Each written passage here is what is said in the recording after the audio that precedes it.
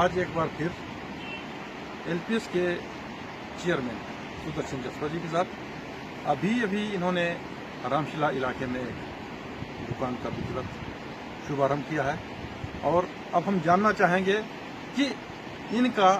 LPS को लेकर के आगे क्या रणनीति रहेगी, किसानों के लिए क्या लाभकारी योजना ये लेकर के आएंगे। हम बात करेंगे सुदर्शन जसपा जी, आपका स्वागत है। आपने यहाँ दुकान खोली, हालांकि ये दुकान पहले चलती थी फिर बंद हुई और आज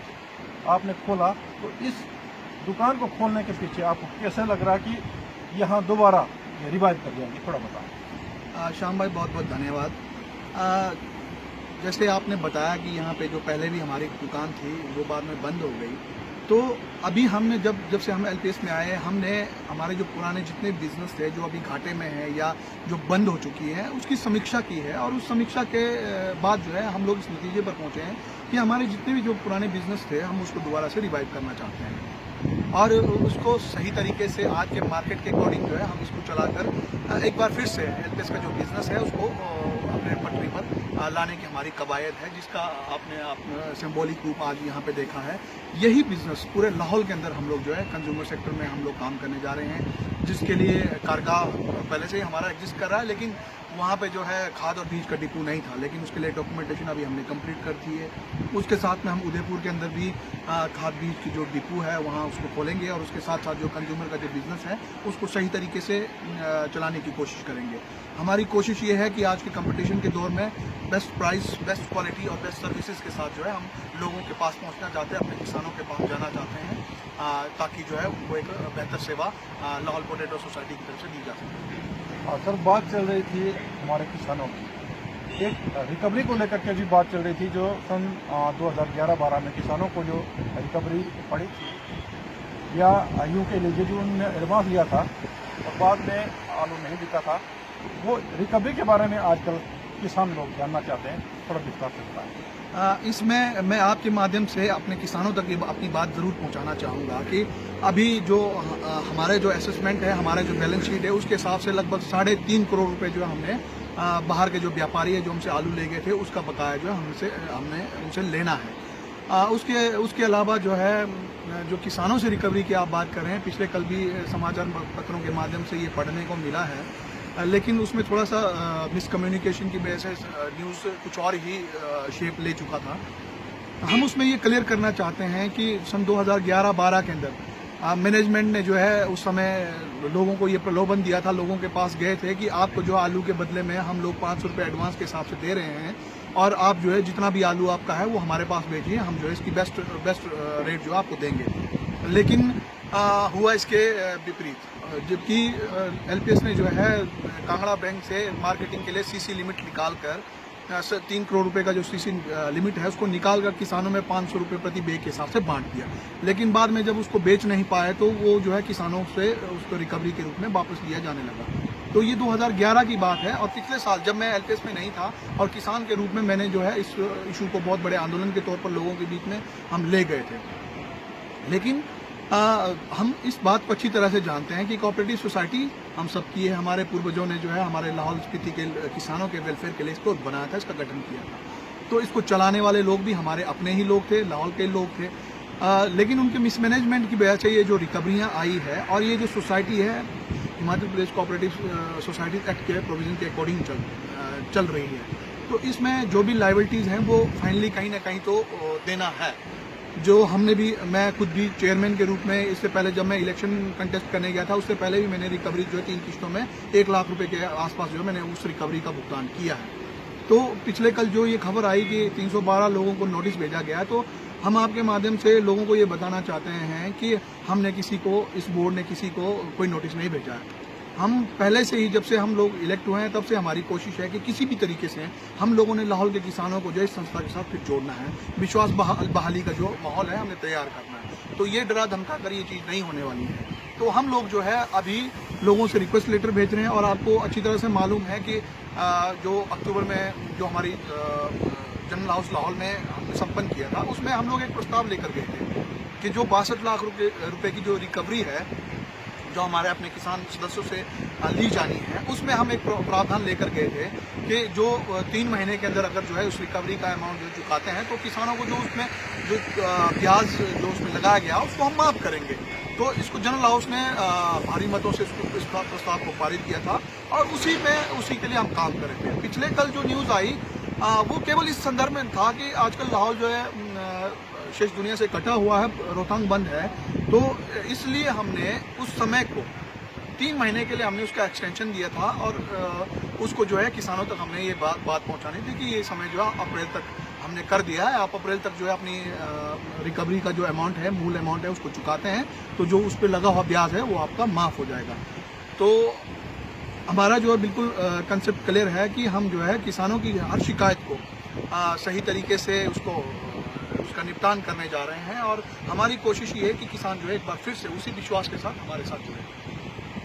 बात करेंगे क्योंकि लाहौल का किसान आलू से ही जुड़ा हुआ है, आलू वहाँ की मुख्य फसल रही है। तो इस वक्त आपकी क्या योजना है कि ज़्यादा से ज़्यादा किसान एक बार फिर एलपीएस के साथ जुड़े? देखिए, आलू का मैं पहले भी ये इशू उठा चुका हूँ कि यहाँ पे एलपीएस में जो है आलू की जो मार्केटिंग है उसमें बहुत मिसमैनेजमेंट का आलम था। आलू आपके पास पहुँचा है लेकिन आप उस आलू की केयर नहीं कर रहे हैं। दिसंबर, जनवरी, फरवरी, मार्च तक आलू आपका आलू ग्राउंड में पड़ा रहता था, सड़ जाता था। उसके बाद जो है वो जो सारा जो नुकसान है वो किसानों के सर पे डाल दिया जाता था। लेकिन जब से हम लोग इस मैनेजमेंट इस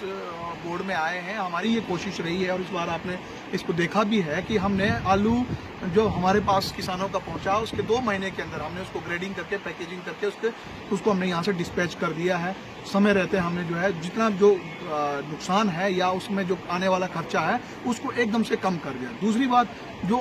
आलू की मार्केटिंग में जो प्रोफेशनलिज्म की कमी हमने देखी है उसको हमने कहीं ना कहीं दूर करने की कोशिश की है। और इस बार जो मार्केट ये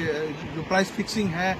या जो किसानों के साथ जो बार्गेनिंग थी, किसान या जो व्यापारी जो हमसे बाहर के जो स्टेटों से जो आते थे उनके साथ बार्गेनिंग में हम लोग खुद प्रेजेंट रहे हैं और हमने उनके साथ जो है कोई भी ऐसी कोई कोर कसर नहीं छोड़ी है जिससे जो है लाहौल के किसानों को किसी किस्म का नुकसान हो। तो आज रिजल्ट ये है कि हम जो है बेस्ट प्राइस पे हमने अपना पूरा का पूरा आलू बेच दिया है और इसी मार्केटिंग जो इस बार हमने किया है इसी को आधार बनाकर इस बार हम फिर किसानों के बीच में जाएंगे और उनको एश्योर करेंगे कि अब जो है हम लोग उनके आलू को बहुत बेहतर तरीके से हम उसकी मार्केटिंग करेंगे और उसका जो बेस्ट प्राइस है वो किसानों को देंगे। दूसरा, आज के समय के अंदर संताना जो आलू की किस्म है वो लाहौल में अपना एक महत्वपूर्ण लाहौल के किसानों के एक बड़ी फसल के रूप में जगह ले चुकी है। हालांकि जो है ये जो कंपनियां हैं संताना की, मेरे ध्यान में आया कि उन्होंने पहले भी एलपीएस से संपर्क किया था लेकिन हमारे मैनेजमेंट ने उस टाइम उनके साथ कॉन्टैक्ट करने में जो है आनाकानी की और इनकार किया। लेकिन इस बार जो है हम लोगों ने किसानों के हित को ध्यान में रखते हुए हम जो है मैकेन कंपनी के साथ अभी बातचीत में हैं और हमारा कॉन्ट्रैक्ट जो है फाइनल स्टेजेस में है। जल्द ही हम ये घोषणा करेंगे कि हम जो है संताना आलू के बीज के लिए जो है किन किन कंपनियों के साथ संपर्क में है और हमारी कितनी रिक्वायरमेंट है। तो हम आज के हिसाब से, आज के बिजनेस के हिसाब से चंद्रमुखी, ज्योति के तो हम जो पहले से हम मार्केटिंग कर रहे हैं, साथ में अब जो है हम संताना के फील्ड में भी उतर रहे हैं और किसानों को हम ये भरोसा दिलाना चाहते हैं कि आने वाले समय के अंदर वो कोई भी आलू से संबंधित कोई भी फसल जो उगाएंगे उसके लिए जो है एलपीएस उनको मार्केट प्रोवाइड करवाएंगे। सुरज सिंह जी, अंतिम प्रश्न रहेगा कि लाहौल स्पीति के लिए, विशेषकर लाहौल के लिए एलपीएस क्यों जरूरी है? श्याम भाई, बहुत महत्वपूर्ण प्रश्न है ये प्रश्न आज के समय के अंदर लगभग हर आदमी इसको कहता है कि क्या ज़रूरत है एलपीएस की। तो मैं 2 पहलुओं पर जाना चाहता हूँ। पहला पहलू इमोशनल पहलू है, वो ये है कि लाहौल के किसान जिन्होंने एलपीएस के उस दौर को देखा है उनको अच्छी तरह से पता है कि आज का लाहौल जो है, आज लाहौल जिस जगह पे है उसमें एलपीएस का बहुत बड़ा योगदान है। बल्कि जो है मैं इसको लाहौल के किसानों की मातृ संस्था की जो इसकी संज्ञा दूंगा। ये इसका इमोशनल पहलू है। इसका जो दूसरा टेक्निकल पहलू ये है कि आज के समय के अंदर बेशक प्राइवेट जो फर्में हैं, प्राइवेट जो व्यापारी हैं वो लाहौल के किसानों को डोर टू डोर सर्विस दे रहे हैं, लेकिन जब एलपीएस की एग्जिस्टेंस ख़त्म हो जाएगी तो उसके बाद जो है प्राइवेट किसानों के लिए खुला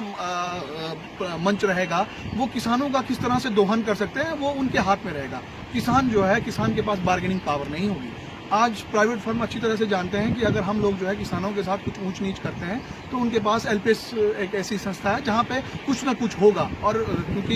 ये जो अर्ध सरकारी संस्था है, गवर्नमेंट शेयर बहुत है इस संस्था के अंदर है, तो गवर्नमेंट जो है समय समय पर ऐड देती है। जैसे पिछले साल निमेटोड वायरस की वजह से कुछ आलू का नुकसान भी हुआ था, तो उसको कंपनसेशन जो है